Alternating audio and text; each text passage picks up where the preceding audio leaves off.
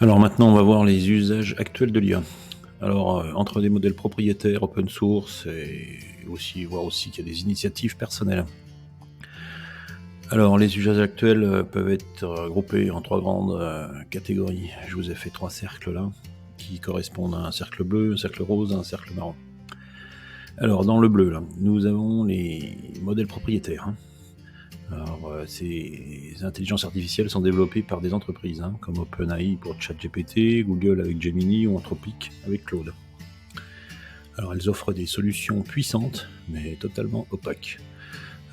Les détails sur les modèles utilisés, les jeux de données d'entraînement ou la gestion des données des utilisateurs restent souvent inconnus.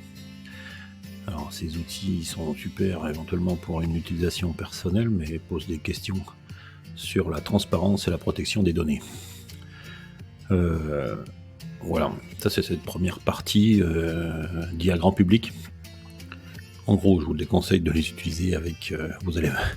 Pour une utilisation personnelle, tout va bien, mais pour des élèves, je déconseille. Ensuite, vous avez une deuxième partie qui sont des modèles open source. Alors, il y a des initiatives comme Mistral, Duck AI, qui est DuckDuckGo en intelligence artificielle, ou alors Hugging Face, qui est un petit bonhomme jaune là, qui est une espèce de bac à sable de tous les modèles d'IA où on peut s'entraîner, un GitHub pour ceux qui connaissent de l'intelligence artificielle. Alors, ils mettent à disposition des modèles ouverts, souvent accompagnés de jeux de données accessibles. Certains intègrent des mécanismes pour protéger les données personnelles, mais ce n'est pas toujours garanti. Il faut quand même remettre un petit peu le nez dedans pour le savoir. Alors, par contre, ces solutions sont très flexibles et elles pourraient être adaptées que dans des contextes spécifiques comme l'éducation. Mais il faut bien vérifier ce avec quoi vous travaillez et comment vous travaillez. Alors ensuite, il y a des 2-3 tentatives personnelles pour répondre à des besoins très précis. Par exemple, nous avons ChatMD pour MD pour Markdown. C'est une façon d'écrire, de formater du texte. Et en fonction de ce formatage, il comprend si c'est des questions, des quiz, etc. Bon, c'est un chatbot ancienne version avec un scénario très bloqué. C'est un collègue qui a mis en place ça doit être sur la forge. Et puis on a aussi des initiatives comme Ansu dans l'Académie de Marseille. Voilà, c'est des solutions à petite échelle, bien que très originales et très performantes. C'est limité en puissance, mais par contre, voilà, il y a une grande maîtrise des données. Puis il nous reste une dernière solution, c'est d'avoir une IA en local sur votre propre poste, comme vous avez un logiciel. Par contre, là, il faut des configurations costauds, des cartes graphiques, beaucoup de mémoire. Voilà. Ce qui me fait dire que c'est encore très compliqué d'avoir une IA en local sur son ordinateur, mais c'est pas impossible. Voilà, sur des petits modèles pour travailler avec quelque chose de totalement fermé qui ne va pas sur le web, avec des modèles open source et vos propres dosas. Ce qu'on peut regretter, c'est qu'il n'y a absolument rien au niveau de l'éducation nationale, il n'y a pas de serveur qui tourne. Voilà, c'est ce qu'on attendrait un petit peu de notre administration. Voilà. Donc nous, on va utiliser un petit peu de tout. Je vais partir éventuellement de ChatGPT, ça me dérange pas pour vous faire des démonstrations. Le but du jeu, c'est de tirer le plus possible sur la droite, ici, là, dans les solutions.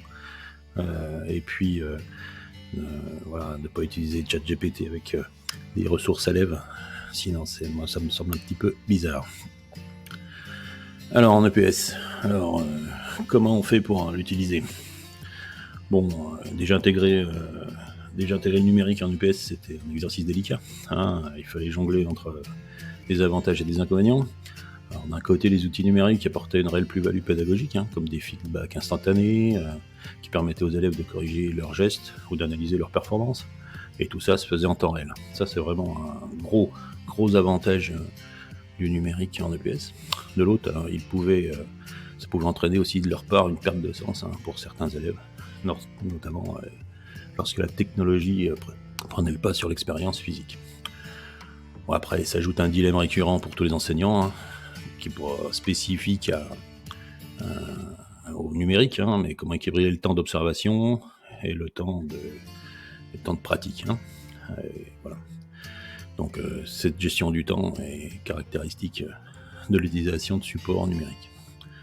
Bon, alors, je vous cache pas qu'avec l'arrivée de l'intelligence artificielle, par exemple des techniques de deep learning, cette subtilité est encore plus marquée. L'IA promet des résultats d'une précision et d'une puissance impressionnantes, mais pour en tirer pleinement parti, il faut une formation rigoureuse et une maîtrise approfondie de ces outils. Sans quoi leur potentiel risque de rester sous-exploité, voire même mal utilisé. Alors tout ça pose un défi majeur, comment intégrer ces technologies tout en préservant l'essence humaine et motrice de l'EPS.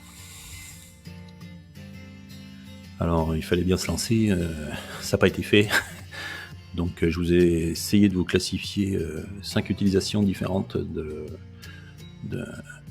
l'IA en EPS.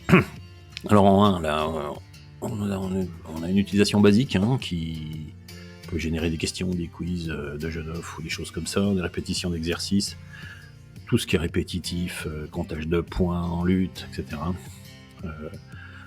Relativement facile, un assistant comme on a vu en lutte là dans l'exemple, et puis il vous compte les points, il vous fait l'analyse, vous calcule des pourcentages, ça évite de passer par une application externe pour pouvoir le faire.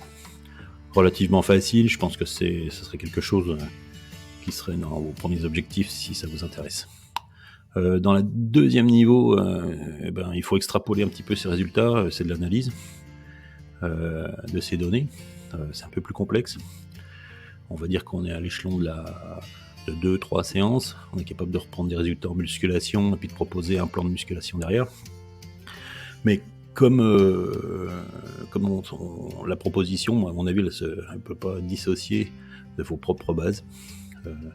En fait, vous allez injecter dans le modèle vos systèmes de remédiation personnels, et l'IA va vous les sortir automatiquement.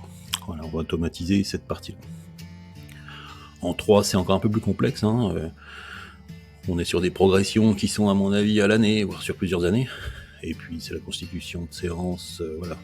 C'est ce qui fait votre essence de prof de PS. C'est pour vous aider à retrouver des patterns que vous retrouvez tout le temps dans votre enseignement pour gagner du temps à ce niveau-là. Après, il y a 2 autres utilisations possibles en 4 et en 5. C'est utiliser une base documentaire, on va dire plutôt STAPS dans l'idée, comme je sais pas moi, de l'anatomie ou de la musculation, des choses comme ça, pour aider à la rédaction de rapports ou d'analyse. Voilà, en aide pour rédiger des documents bien structurés, on va dire un cours sur la musculation concentrique. Voilà. Donc là, il faut vraiment des datas perso, on va pas commencer à taper dans tout le web. En 5, c'est la version au-dessus, c'est-à-dire qu'on vous donne en fait, l'IA connaît la totalité de ce qu'il y a à apprendre, et puis par le biais de systèmes en deep learning, il vous apprend à apprendre l'anatomie, par exemple, de façon progressive. Voilà.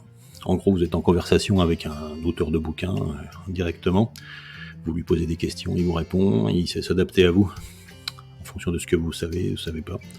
Et puis vous progressez dans le domaine, un peu comme si vous aviez un ou plusieurs auteurs en face de vous qui répondent à vos questions. Bon, voilà. Il y en a plein d'autres. On a vu tout à l'heure, au tout début, l'introduction des analyses segmentaires, c'est possible aussi. Ça n'a rien à voir avec les 5 modèles. Ici, on s'est contenté de savoir de s'occuper de tout ce qui était textuel. Bon, voilà. On va attaquer vraiment la formation. On a fait un peu le tour. J'ai planté le décor, on a fait un peu le tour. Je vais essayer toujours, dans ce qui va suivre là, d'essayer de démystifier. Il y a 3 objectifs, démystifier ce qui est vraiment l'IA. On va essayer de ne pas faire trop compliqué. On va essayer de pas parler chinois. Bon, alors après, le but du jeu, c'est de l'adapter à l'EPS. Je vais donner 2-3 outils. Alors il faut plutôt que les outils à l'unité, il faut retenir les démarches, parce que l'IA est encore un secteur où ça bouge tellement vite. Essayer de voir un petit peu l'esprit dans lequel on fait les choses, et pas appliquer au détail près ce que je vais vous montrer. Et puis de contrôler, c'est le but du jeu. On est en pédagogie, on est maître de nos contenus. Voilà, l'IA va pas répondre à tout. Elle va automatiser certaines choses, il faut faire gagner un temps fou sur certains endroits, mais à condition d'avoir passé un petit peu de temps. Voilà, il faut contrôler tout ce qu'on fait, savoir où ça part, comment ça a été produit, même si c'est quelquefois difficile avec l'IA. justement, voilà, de prendre des garde-fous quant à son utilisation. Et ben, on va attaquer. Maintenant qu'on a bien fini l'introduction, on va attaquer l'utilisation de ces tirs en EPS. Allez, à tout de suite pour la suite.